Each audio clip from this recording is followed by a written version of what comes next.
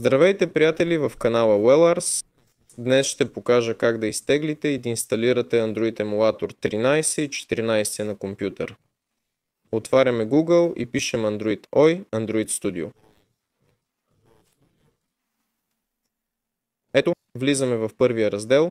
Тук натискаме Изтегли Android Studio. Приемаме. След изтеглянето отваряме файла, който сме свалили.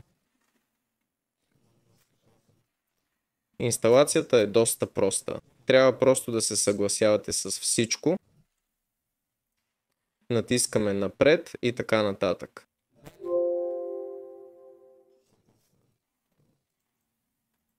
Натискаме напред, напред, напред и инсталираме.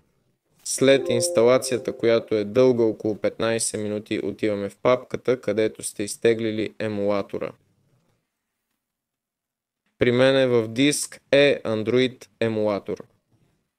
Влизаме в папка bin и пускаме файла Studio 64. Може да създадете пряк път, за да не влизате тук всеки път.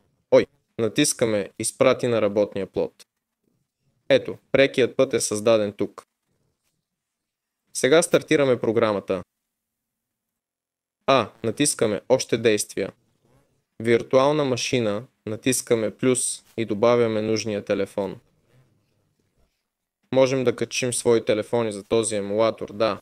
Тук са предимно модели на Google. Ето. Да речем, искам Google Pixel 8. Натискаме напред и после готово. Ето. След това стартираме виртуалната машина. Горе-долу така изглежда. Няма да го пропусна. Ето, започва зареждането. Нека поставя на пауза да изчакаме. Android емулаторът се зареди и вече можем да го ползваме. Може да се настрои по-добре, за да не лагва толкова. Ето, но като цяло това е. Това е всичко. С вас беше WellArs. Чао на всички!